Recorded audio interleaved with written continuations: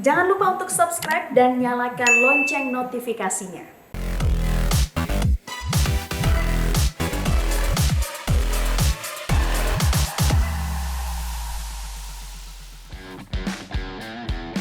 Makassar menjadi salah satu kota besar di Indonesia sekaligus ibu kota Provinsi Sulawesi Selatan.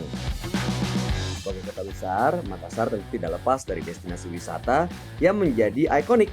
Salah satunya adalah Masjid Amirul Mukminin atau yang lebih dikenal dengan Masjid Apung. Berlokasi di sekitaran Pantai Losari, Makassar, mari kita simak bersama Petuah Ustadz Dasat Latif dalam subtema Satu Istri, Dua Simpanan. Assalamualaikum warahmatullahi wabarakatuh. Alhamdulillah, salawat dan salam kepada Rasulullah Muhammad sallallahu alaihi wasallam. Gaspol, gaspol memang. Hari ini gaspolnya kita dalam versi yang lain. Kita mulai di Sulawesi Selatan, tepatnya di Kota Makassar. Pemirsa, kenapa pakai kacamata kali ini? Karena kalau saya tidak pakai kacamata, silau men. Gambar rusak. Nah, kita mulai dari Kota Makassar, dikenal dengan Kota Angin Mamiri, yang terkenal dengan Pantai Losarinya. Jangan mengaku anak Makassar kalau tidak tahu Pantai Losari. Ada kita tengok Masjid 99 Kubah. Kemudian Pantai Losari, ini digelari dengan Masjid Terapung. Tentu pemirsa bertanya, Ustadz, kenapa mulai dari Kota Makassar? Ini bukan nepotisme, tapi ini karena saya dari Kota Makassar. Kan enak, di mana saya memulai acara, di situ tempat tinggal saya. Dari sini kita memulai dengan tema Satu Istri, Dua Simpanan. Ibu-ibu pasti mulai curiga. Apa maknanya? Kita lanjutkan pembahasannya setelah saya jalan-jalan di tempat yang saya tuju. Oh, saya lihat ini ada saudara-saudara kita Satpol PP yang selalu saya kerjain. Saya bilang, Satpol PP polisi setengah. Ini dia. Assalamualaikum warahmatullahi wabarakatuh. Waalaikumsalam. Gaspol! Gaspol memang. Wih, hebat semua ini bosku. Siap. Pernah kita nonton itu yang acaraku di Metro TV? Gaspol? Oh iya, pernah. Alhamdulillah. Kali ini kita bahas tentang Satu Istri, Dua Simpanan. Pasti Ansar salah paham bisa deh. Pasti nak kirim senen dua istri kah? Ini artinya satu istri dua simpanan. Kita berharap mudah-mudahan istri kita di dunia bagus akhlaknya, bagus dia punya pembawaan, tapi juga menjadi penghuni surga. Jangan sampai istri kita di dunia cantik tapi kelakuannya tidak baik. Dia kaya tapi akhlaknya tidak bagus. Kan repotong yang paling setengah mati ki. Sudah jelek, miskin. Penrasul-rasul lah gitu. Inilah ada yang paling sial kita. Maka kita harapkan kalaupun dia tidak cantik mukanya, cantik akhlaknya. Kalaupun dia tidak kaya secara ekonomi, kaya kelakuan kebaikannya. Ini yang kita harapkan. Maka ini tujuannya kita dengar ini acara Satu Istri, Dua Simpanan. Cocok itu? Siap. Cocok, Ustaz. Kita berapa istri? Siap satu, Mas. Satu toh? Siap. Ini semua ini gaya, dia malas takut semua sama istrinya ini. Istriku saus. Ah? Nah, Dia ada pi? Maka nonton terus Gaspol. Ada tips dan cara memilih istri yang soleha. siap. Ini semua meskipun dia siap-siap terus, takut juga sama istrinya.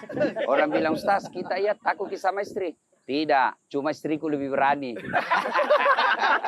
Sama gitu, Ustaz. Nah, saudaraku, apa kira-kira ini yang ada istrinya? Apa biasa yang menjadi masalah dalam rumah tangga soal istri? Pak Sandi, apa biasanya?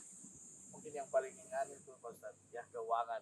Keuangan. Saudaraku, ketahuilah, bukan karena banyaknya uang sehingga bahagia rumah tangga. Tapi apa? Karena rasa cukup. Kapan dia tidak merasa cukup ini istri, dikasih gaji kasihan 4 juta, tidak merasa cukup, maka dia pasti tambah lagi kredit. Tapi kapan dia selalu merasa cukup dengan apa yang dimiliki, 4 juta pun dia akan bahagia. Ya kan? Jadi sumber kebahagiaan bukan karena banyaknya harta, tapi karena merasa cukup dengan apa yang dimiliki. Kata ya, masalah apa? Bapak biasanya? Belum punya istri. Belum punya istri, lebih parah lagi nih Pak. Pak Sarul, apa biasa masalah kalau dengan istri kita? Nah, kepercayaan. Jadi salah satu lagi masalah dalam rumah tangga selain soal ekonomi, kepercayaan. Saling percaya. Apalagi rumah tangga kita itu kalau gagah istri atau cantik, gagah suami istri cantik. Kan biasa orang bilang, bahagia rumah tangganya itu. Saya bilang, dari mana kau tahu? Kina bilang, tahu di Instagramnya, di Facebooknya, aku peluk-peluk sama istrinya. Kayaknya mana foto? Tidak mungkin itu orang bertengkar, share di Instagramnya. Tidak mungkin, beleng-beleng itu kalau bertengkar baru ada video, baru ada share. Tidak mungkin toh. Nah, semua orang pasti punya masalah, seperti Sahrul. Nah, orang bilang, kalau suami gagah, tidak ada masalah. Oh, masalah. Kenapa? Digoda orang. Kalau suami gagah. Berarti bagus kalau suami jelek. Suami jelek, dihina orang. Iya toh? Jadi semua orang punya masalah. Maka solusi dalam menghadapi masalah, bukan harus banyak duit, bukan harus punya pekerjaan yang mapan, tapi yang paling penting adalah saling pengertian dan merasa cukup kalau soal ekonomi. Semua orang punya masalah. Kan ini semua belum tentu pegawai negeri. Ada tongkodong pegawai honor. Kau tahu guna pegawai honor? Berakit-rakit dahulu, bersenang-senang kemudian, sakit-sakit dahulu, susah-susah dahulu, lalu kemudian tetap susah. Nah, maka dalam menghadapi masalah rumah tangga sebenarnya sudah ada dalam Al-Quran. Ketika Allah berfirman, Ista'inu bisabri wassalah. Sabar, perbaiki solatmu, saya yang selesaikan masalahmu. Jangankan kalian, satpol, Nabi, kurang apa sayangnya Allah kepada Nabi? Kurang apa ibadahnya Nabi? Tapi apa tidak ada masalahnya? Ada juga masalahnya, bos. Beliau baru lahir, sudah yatim. Baru kesian 6 tahun, yatim piatu. Diambil oleh kakeknya. Baru 2 tahun sama kakeknya, wafat lagi kakeknya. Setelah jadi Nabi dan Rasul, makin banyak masalahnya. Tapi apakah Nabi curhat di Facebook? Apakah Nabi curhat di medsos? Tidak. Curhatnya hanya kepada Allah dalam apa? Dalam sholat. Jadi Nabi saja ada masalahnya, apalagi kita. Maka yang baik ketika ada masalah, supaya betul-betul masalah itu punya solusi dan mendapat pahala di sisi Allah, perbaiki sholat, tingkatkan kesabaran. Maka banyak berdoa, jangan macam-macam berpikir dalam rumah tangga, sabar dalam kehidupan, insya Allah Allah yang akan selesaikan masalah kita. Begitu bos. Pemirsa, bagaimana sesungguhnya menjadi istri yang soleha dan suami yang mulia, kita lanjutkan setelah saya ketemu dengan sahabat Dasat yang lain. Gaspol! Gaspol memang! Amal perbuatan kita yang terbaik untuk sesama. Setuju, kalau simpanannya untuk akhirat, setuju. Kalaupun itu suami punya simpanan lain atau hal-hal yang lain, saya yakin itu hanya untuk di akhirat saja. Ada 3 kelebihan ilmu dibanding harta. 1, harta setengah mati kau jaga. Ilmu dia yang jaga kamu. Puncak dari semua ilmu adalah adab.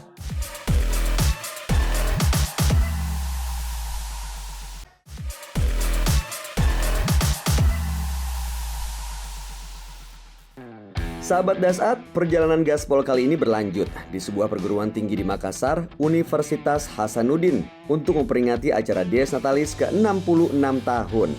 Bersama Ustadz Dasat Latif, Gaspol akan memberikan semangat dan motivasi di hadapan 5.000 mahasiswa baru beserta jajaran staf kampus. Apa sajakah wasiat untuk kesuksesan dunia akhirat? Temukan jawabannya di pembahasan dan petuah Ustadz Dasat kali ini.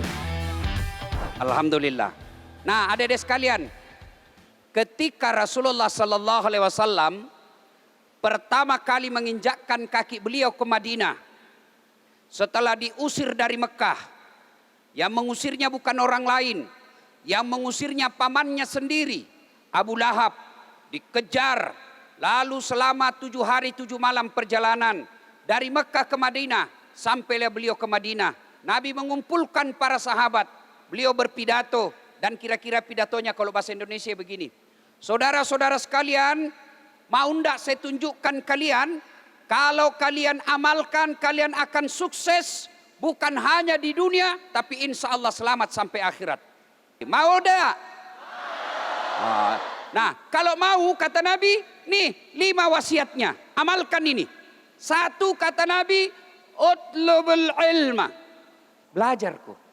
4 sahabat utama Nabi, Abu Bakar Siddiq, Umar bin Khattab, Utsman bin Affan, Ali bin Abi Thalib. Nabi katakan dari 4 sahabatku ini, Ali bin Abi Thalib paling cerdas.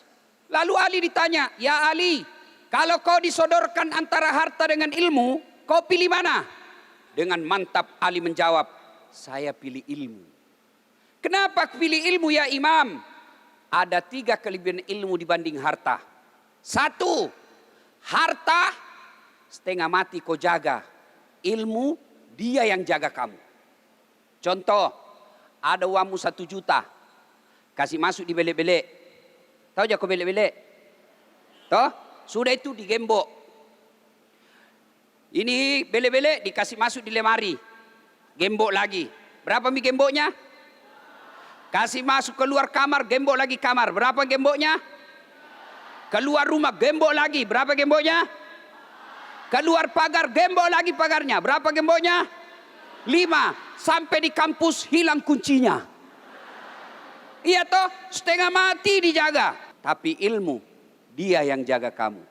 Yang kedua, kelebihan ilmu. Dengan ilmu, kau bisa dapat harta. Tapi dengan harta, belum tentu kau bisa dapat ilmu. Sebaliknya, dengan ilmu, kata Ali, kau bisa dapat uang. Mana buktinya? Allahu Akbar adik-adik sekalian.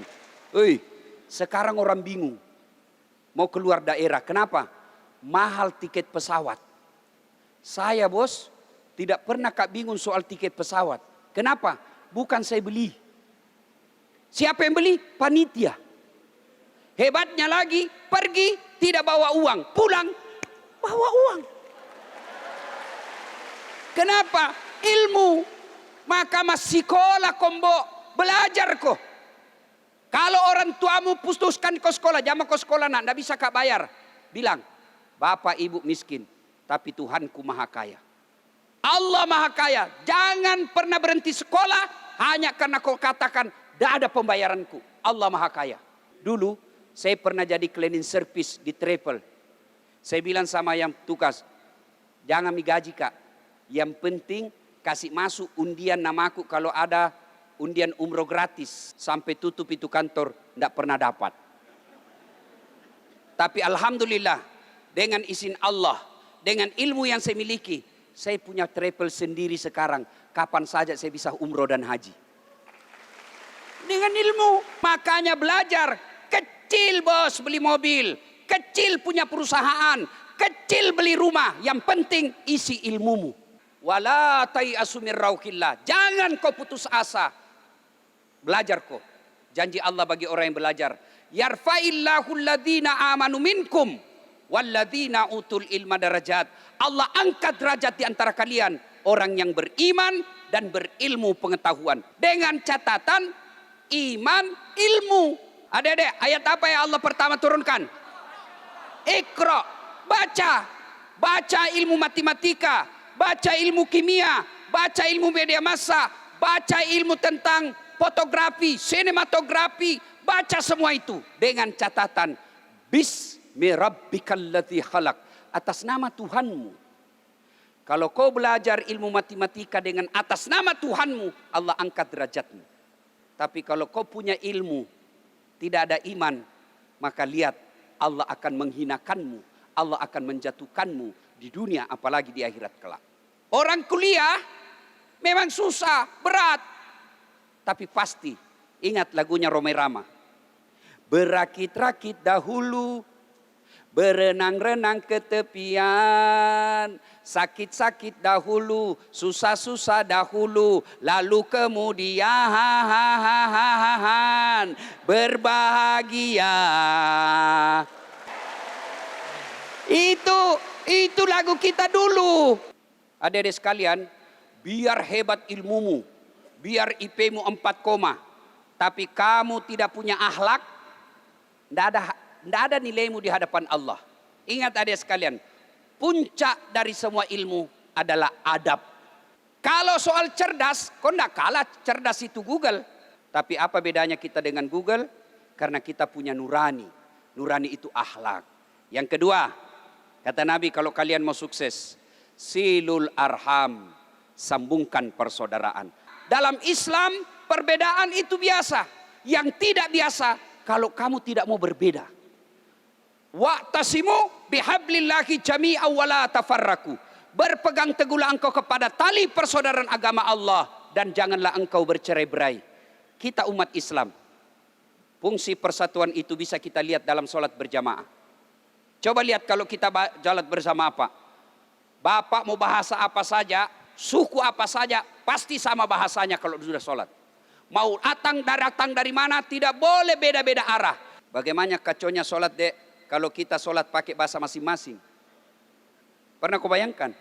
Kalau kita sholat pakai bahasa masing-masing, yang jadi imam orang Arab. Allahu Akbar. Makmum saudara kita dari Bone. Dia takbir pakai bahasa Bugis. Pungallahu ta'ala malopo. Datang makmum juga saudara kita dari Jenek Ponto. Dia takbir pakai bahasa Makassar. Karengallah ta'ala lompoa. Datang mu'allab dari Toraja. Dia takbir pakai bahasa Toraja. Pungallah ta'ala tonggo gajah. Terakhir datang anak gaul dari Jakarta. Dia takbir pakai bahasa gaul Jakarta. Allah, gede banget gitu loh. Coba bayangkan. Inilah pentingnya persatuan. Maka jadikan perbedaan ini menjadi potensi. Nabi bahkan jelaskan. Umatku itu seperti badan ini. Coba lihat badan tadi. Tangan kanan gatal tanpa disuruh kiri yang garuk. Tangan kiri yang gatal tanpa diundang kanan yang garuk. Gatal dua-duanya kerjasama. Iya toh? Maka kalau kalian mau sukses yang kedua, pertama apa Dede? Yang pertama wasiat Nabi 1, ilmu. 2, bersatu. 3, ahsin kalamaka, haluskan tutur katamu. Terutama bertutur katalah yang sopan dan santun kepada guru dan orang tua. Dek, percayalah tidak ada kejayaan bagi mereka yang kurang ajar dan durhaka kepada orang tuanya. Adik-adik sekalian, kenapa orang tua perlu dimuliakan? Ini kalian sudah sering dengar. Ya Rasulullah, setelah Allah dan Rasulnya siapa yang saya taati? Adik-adik, tahu ini hadis. Ini yang di depan. Nabi tanya, sahabat bertanya Nabi, ya Rasulullah setelah Allah dan Rasulnya siapa yang saya taati? Siapa? Ibumu. Setelah itu siapa? Setelah itu siapa? Setelah itu siapa? Berarti ibu, bapak. Artinya 3 ibu, 1 bapak. Salah paham lagi bapak-bapak di depan. Salah paham sih itu, salah paham sih. Bukan saya bilang 3 istri. 3 kali ibu, bapak. Berarti 1 bapak, 3 ibu. Bukan 3 istri. Mana bisa ini mau 3 istri. Nah, orang takut sama istrinya ini di depan Pak. Kalau kau ya Ustaz, saya tidak takut sama istriku. Cuma istriku lebih berani. Nah, kenapa disebut oleh Nabi 3 kali ibu. Adik-adik kau harus yakin. Kamu tidak ragu-ragu. Wajib percaya. Kenapa Nabi katakan 3 kali? Karena ada 3 kelebihan ibu kita yang tidak bisa dimiliki bapak. Apa itu? 1, hamil. Ada enggak enaknya itu orang hamil? Jalan saja setengah mati. Duduk pakai standar samping. Ibu masih ingat waktu hamil, Ibu? Ada enggak ibu-ibu hamil tidur tengkurap? Iya toh? Bayangkan itu ibu-ibu. 9 bulan tidak tengkurap. Tidurnya gaya pasrah. Iya toh? 9 bulan tidak tengkurap. Tahan. Paling bapak-bapak setengah mati kalau ngidam. Sampai ada yang bilang, Ustadz, apa doanya supaya berhenti ngidam istriku? Saya bilang, ngidam apa istrimu? Dia bilang, nanti dia bisa tenang tidur Ustadz kalau lihat kak duduk di atas lemari. Yang kedua, melahirkan. Ada ndak ibu-ibu melahirkan senyum? Mantang-mantang istri guru besar melahirkan. Keluar kau nak? Ndak. Nah, yang ketiga, apa? Menyusui. Ibu-ibu masih ingat waktu menyusui? Masih? Apalagi waktu tumbuh giginya. 7 bulan tuh. Digigit. Mutuakan. Begitu digigit. Ibu tinju. Hei, kau gigit kak? Enggak. Nah capu-capu. Keluar kau nak. Salatullah, salamullah. Ala toha rasulillah. Salatullah. Ala yasin habibillah. Bu, ibu. Hei, yang banyak-banyak saya lihat emasnya tadi di sini. Kalau kalau ibu meninggal siapa yang pakai itu emas tak? Anak, istri kedua.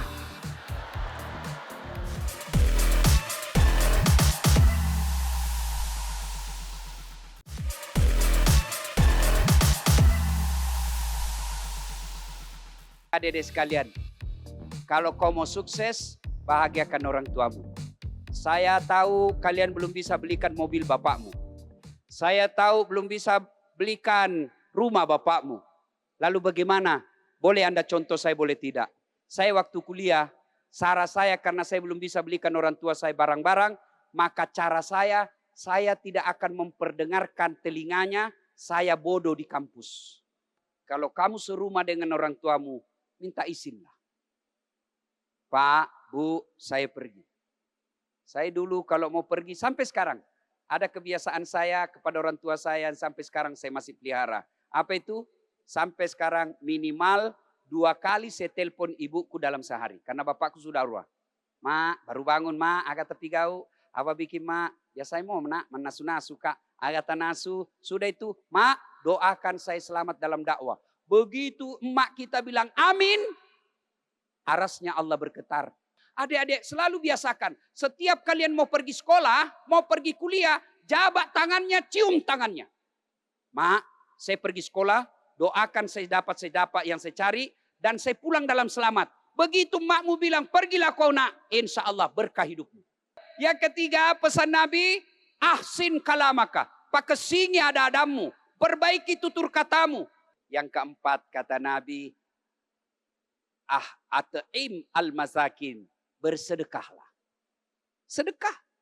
Adik-adik, sedekah tidak selalu duit. Saya sedekahnya ilmu. Sedekahnya para dosen ilmu. Ibu-ibu yang ada di belakang. Bu, ibu. Hei, yang banyak-banyak saya lihat emasnya tadi di sini. Kalau ibu meninggal siapa yang pakai itu emas tak? Anak, istri kedua. Kawin lagi suami. Masa kawin lagi? Nah sami. Nah dengar mama nece istriku. Nah dengar kini ceramahku. Nah bilang Ustaz. Jadi nanti kalau saya duluan meninggal. Ustaz mau kawin lagi. Woi saya perlu ibu. Baru saya bilang. Sini sayang. Saya kasih baik-baik Saya kasih tahu ki. Jangankan kita meninggal sayangku. Masih hidup ki saja sekarang. Nah saya selalu berpikir kawin lagi. Apalagi kalau mati bagi. Maka daripada istri kedua pakai emas, lebih baik sedekahkan. Lalu kata Nabi, 3 lagi yang bisa mengamal amalmu yang lari terus menerus. 1 di antaranya, ilmu yang bermanfaat. Inilah sedekahnya kita kaum akademisi. Inilah sedekahnya para dosen. Inilah sedekahnya kita mahasiswa. Ilmu yang bermanfaat. Jadi kalau ada ilmu, sebarkan. Ada kau tahu, bantu. Tapi bukan pada saat final test. Jantung waktu ujian, woi, amal jari ya bos. Amal jari, cepako. Bukan itu. Dan yang kelima, kalau mau sukses kata Nabi, saya ulang dulu supaya kita ingat kembali. Apa tadi yang pertama? Tuntut ilmu pengetahuan. Yang kedua, persaudaraan, persatuan. Yang ketiga, tutur kata yang lembut, akhlak yang baik terutama kepada kedua orang tua. Yang keempat, bersedekahlah. Dan yang kelima kata Nabi, wa minal laili fatahajjat bihi. Bangunlah sepertiga di akhir malam untuk sholat tahajud. Maka adik-adik, ketika perasaanmu lagi galau, ketika perasaanmu lagi sengsara, jangan kau curhat di Facebook. Wa minal laili fatahajjat bihi. Bangunlah sepertiga di akhir malam untuk sholat tahajud. Ini ada mungkin senior-senior yang sudah sarjana, belum dapat jodoh sampai sekarang. Kau bangun sholat tahajud. Jangan kau cari, biarlah Allah yang carikan kau. Coba kita simak Pak. Perintah pertama sampai 4 itu hubungan horizontal kepada sesama manusia. Tapi sebagai orang beriman, jangan lupa yang kelima. Jadikan Allah sebagai sandaran vertikalmu. Kalau kita punya ilmunya, insya Allah gampang ini dunia. Sebut kok ustadz-ustadz kondang yang ada di Indonesia. Sebut mako semua, sebut kok. Ustadz ini dari Mesir. Ustadz itu dari Libya. Ustadz ini dari Madinah. Ustadz ini dari Yaman. Semua dari Timur Tengah. Dasar Latif, Universitas Hasanuddin. Tapi tidak bermaksud takabur dan membanggakan diri. Dari semua ustadz-ustadz yang kau lihat viral-viral itu dek. Alhamdulillah dengan izin Allah.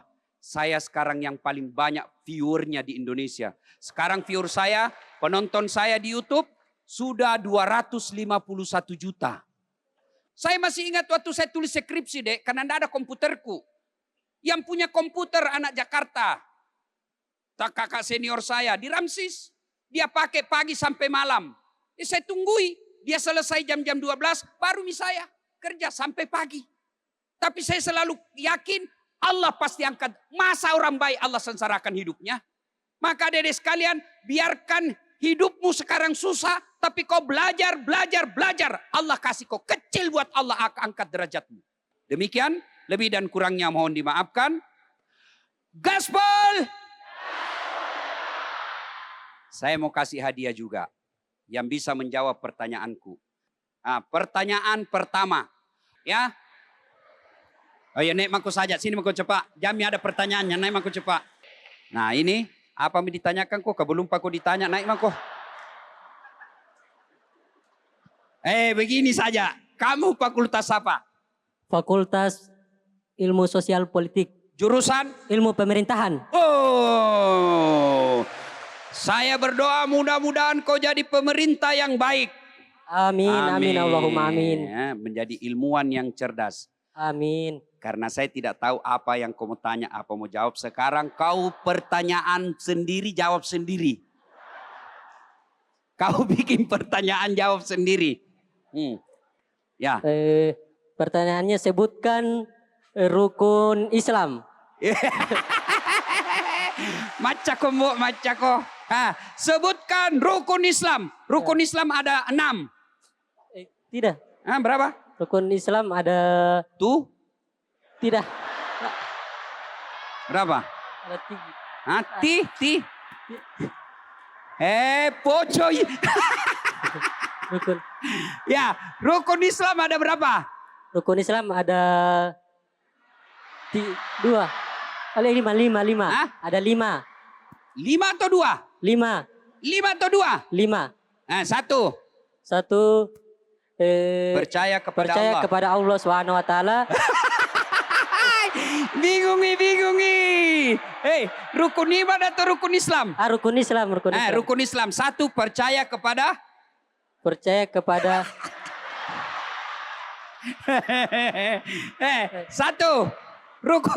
Rukun iman atau rukun Islam?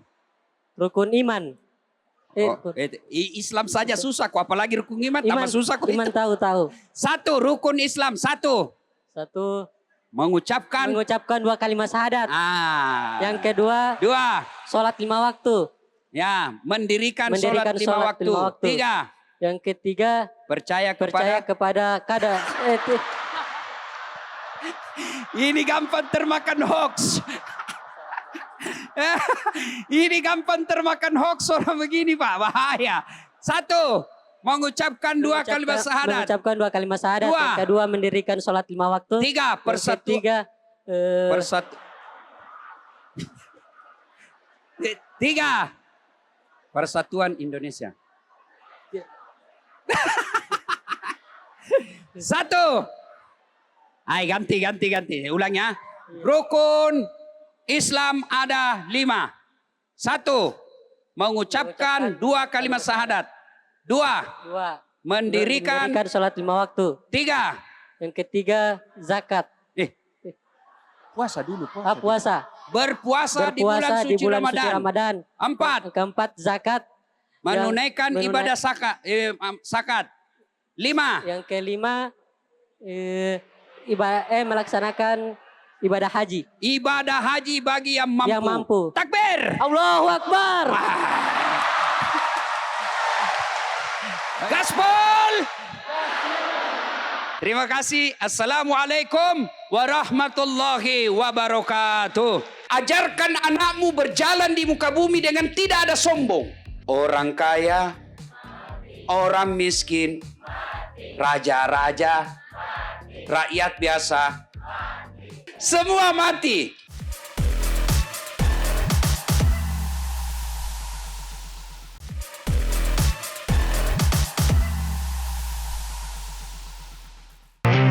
Di penghujung episode kali ini, Gaspol bersama Ustadz Dasat Latif menyambangi Kabupaten Goa, Sulawesi Selatan supaya lebih dekat dengan sahabat Dasat dalam menyampaikan petua-petuahnya.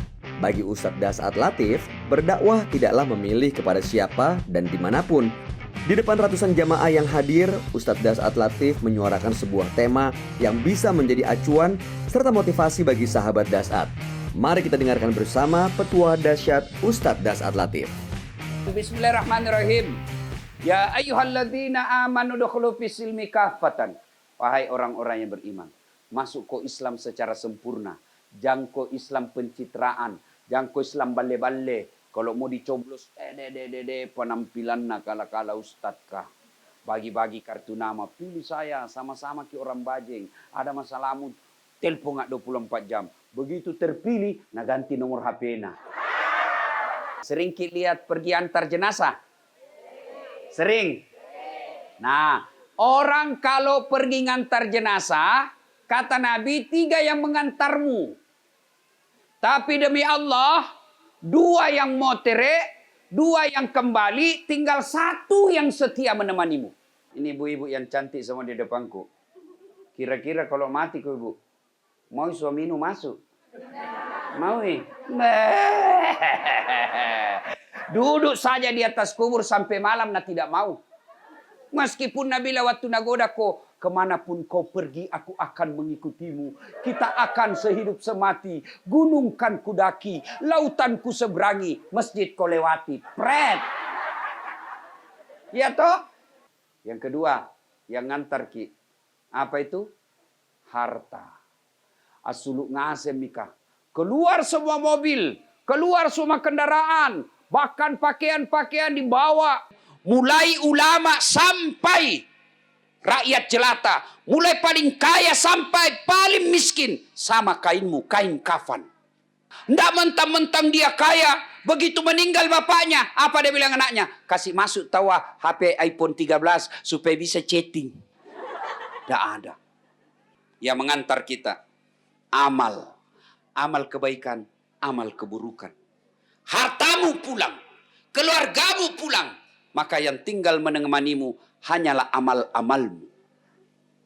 Pulanglah pengantar. Begitu pengantar pulang, kata Nabi, masih kedengaran telapak kaki orang yang paling terakhir pulang dari pemakaman. Batumi malaikaka. Ada 5 pertanyaannya malaikat. Tapi kalau baik sembayangmu, jammu ku pusing. Bukan kau yang jawab, solatmu yang jawab. Begitu datang orang yang baik solatnya, ditanya, Marabuka, siapa Tuhanmu? Solat berkata, mundur kau dasar. Waktu kau hidup kau rajin pelihara saya. Tidak pernah kau lalaikan saya. Maka sekarang giliranku, saya tonsen jaga kau. Kau tenang, saya yang jaga kamu sekarang. Malaikat balik bertanya, "Man rabbuka? Siapa Tuhanmu?" Salat kita menjawab, "Allahu Akbar." Wih, malaikat kaget. Tahu jagonya. Barusan kuda apa ini? Ditanya lagi sama malaikat, "Man nabiyuka? Siapa nabimu?" Menjawab lagi salat kita, "Asyhadu alla ilaha illallah wa asyhadu anna Muhammadar Rasulullah." Wih, malaikat tambah kaget. Tahu anak panciro ini. Ibu bapak, kalau ada orang menderita di dunia, masih ada pilihannya, Pak. Tapi kalau masuk di kubur, ada pilihan? Tidak ada pilihan. Maka Nabi katakan, tenang kau. Kalau masuk maka di kubur, masih ada yang bisa menolongmu. Yang disebut dengan amal jariah. Apa itu? Ada 3. Yang pertama, yang bisa menolongmu. Amalmu mengalir terus. Meskipun sudah tulang belulang. Bahkan tulangmu sudah hancur. Tapi kiriman-kiriman rekeningmu. Pahala-pahalamu tetap masuk. Satu di antaranya kata Nabi. Anak yang soleh dan yang soleha. Mari buka Al-Quran. Surah Luqman mulai dari 16 dan seterusnya. Ya bunayya la tusrik billah. Wahai anakku, jangan kau serikatkan Allah. Maka pertama ajarkan ke anakmu kalimat tauhid. La ilaha illallah Muhammadar Rasulullah. Anak-anak kecil senang lagu. Maka ajarkan tauhid dengan lagu. Topi saya bundar, ganti itu. Tuhan saya Allah, Allah Tuhan saya. Kalau bukan Allah, bukan Tuhan saya. Akidah. Yang kedua menurut surah Luqman, setelah ajarkan akidah, ajarkan anakmu berjalan di muka bumi dengan tidak ada sombong. Jangan kau ajarkan anakmu sombong. Mamanya anggota DPR, anaknya yang tampo. Neneknya yang kontraktor, cucunya kurang ajar. Ajarkan anakmu, karena pasti kau tinggalkan semua itu. Nak, sini dulu nak. Itu sepupumu, bapakmu dengan bapaknya dia saudara. Nabi bilang, kenapa balik dia miskin, saya kaya kak mak? Dia kaya karena dia berhenti dulu kerja, berhenti sekolah, nak kasih sekolah bapakmu. Karena bapaknya dia tua. Karena kakekmu dulu cepat meninggal. Maka bapaknya yang mengambil tugasnya orang tua kakeknya. Nah kasih sekolah bapakmu. Bapakmu bisa kaya karena dia kasih sekolah. Jangan kau anggap enteng itu sepupumu. Ajarkan begitu. Setelah anak yang soleh dan soleha. Apalagi? Harta yang telah kita sedekahkan. Ini yang semua banyak cincin-cincin aku lihat semua ini. Ini yang ngasih berlian nah. Kalau meninggal kibu siapa pakai ki? Istri kedua. Nale mindoba. Nah buka itu suamimu nak bilang sayangku. Ini dulu cincinku belikan ki. Itu tapi genting baru. Maka ibu bapak yang saya hormati ibu-ibu nih. Daripada hartamu dipakai istri kedua. Daripada hartamu diambil anak mantumu yang kurang ajar. Lebih baik sekarang sedekahkan sebelum kau masuk di kubur. Ada 5 penyesalan manusia ketika sudah masuk di kubur.